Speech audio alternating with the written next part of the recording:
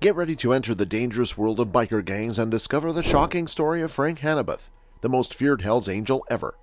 Hanebuth's life is nothing short of a roller coaster ride from his humble beginnings as a pub landlord to the top of the European Hells Angels. In this video, we'll explore the rise and fall of one of the most notorious Hells Angels, revealing the shocking truth behind his move to Spain and the events that led to his eventual arrest. Here we begin. Living dangerously is the norm for the Hells Angels. Their worst enemies often lurk within their ranks. Suppressing the situation has become a part of their daily routine for years, as a generational, cultural, and violent battle rages among them. When asked how he wants to die, a member responds, "I hope I don't die at all, as long as no one shoots at me." Sadly, this hope is often in vain, as the death toll within the group continues to rise.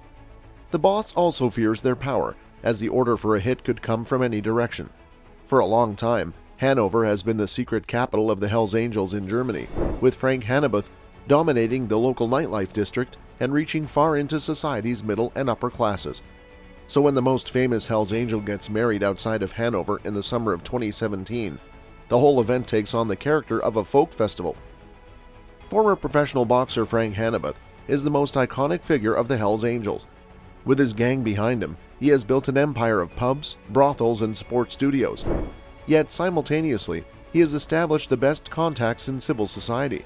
Hanebuth can be a gangster and a gourmet, a man of many contradictions. The rock scene has radically transformed in recent years, leaving very few in the business who can keep up. Frank Hanebuth, a Hells Angels club figurehead, has not emerged unscathed.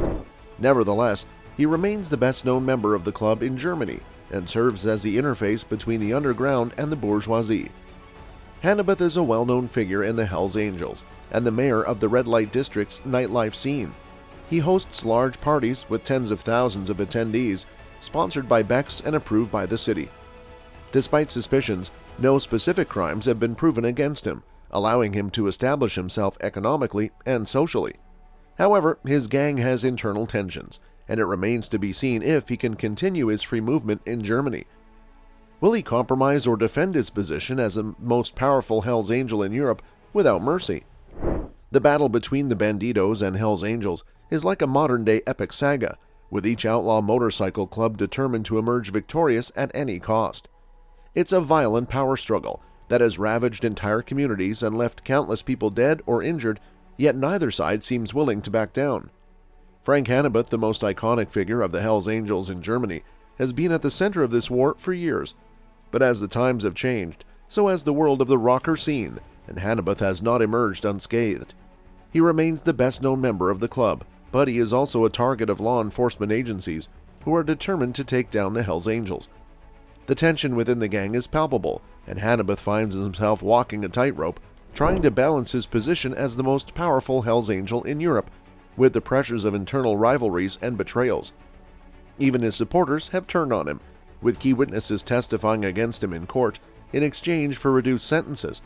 And when the police raided his estate, Hanebuth's beloved dog was shot dead by the GSG-9, adding to his woes. Despite it all, Hanebuth remains a formidable figure in the underworld with connections deep into civil society. He has built an empire of pubs, brothels, and sports studios, creating a Hells Angels world of experience complete with its own beer, cigarettes, and Harley sound. And even as he faces the possibility of prison or worse, he remains a proud and defiant figure, willing to face any responsibility for his actions. But the war between the Bandidos and Hells Angels showing no signs of slowing down, Hanebuth's life is in constant danger. How far will he go to protect his interests and ensure his survival? Hanebuth moved from Hanover to Mallorca in 2013, looking for a new start in a more profitable location. However, Spanish authorities arrested him on charges of drug trafficking, money laundering, and prostitution soon after his arrival. He spent 3 years in custody, leaving a power vacuum among the Hells Angels in Germany. The investigation didn't yield enough evidence to charge him. Still, his move to Mallorca marked a new chapter in the club's history, with the possibility of more conflicts and bloodshed in Europe's largest party city. He celebrated his 52nd birthday with friends, business partners, and hundreds of Hells Angels supporters. He returned to his roots, where he had started as a pub landlord and worked to the top of the European Hells Angels. Hanebuth's return to Hanover after his time in custody raises questions about whether he can maintain his power or if his enemies will take him down. The Hells Angels prioritize loyalty and brotherhood, but honor and the code may take a back seat as power and wealth take precedence. The cautionary tale of Holger Boston, a former president expelled for embezzling, shows the consequences of crossing the club. Andre Summer prevented Boston's return to the club. But what was the truth behind Boston's expulsion? Did he steal from the club, or was there more to the story? In 2012, a killer armed with a Sig Sauer 9mm went to the East Berlin district of Hohenschönhausen, seeking his next target. The presidential rocker had always been parked outside Bush's steps, symboling rebellion and freedom. But on that fateful day, Oleg Cherkasov, a Ukrainian man in his mid-30s, changed everything with a single shot. The first bullet missed Summer's heart by a hair's breadth, but injured his pericardium. The next few shots pierced his chest, causing immense physical shock, but miraculously avoided any major blood vessels. However, Summer's luck soon ran out as a bullet hit his abdomen and liver, missing his abdominal aorta by 2 centimeters.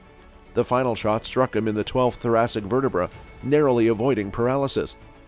Holger Boston and Michael W., also known as Russian Michael, were sentenced for the murder, and Andre Summer emerged with an even greater reputation.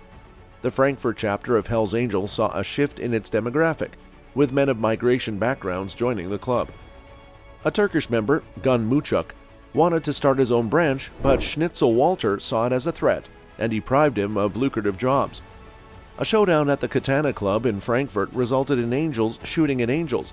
According to the police, it was all quite harmless, but the incident showed that the days of peaceful rebellion among Hells Angels were long gone, and the stakes grew higher as veteran members went to great lengths to protect their power. Despite the quarrels, Muchuk's power continued to grow, primarily in the immigrant milieu, with new gangs like the Ottomans and the Guerrilla Nation rallying around him.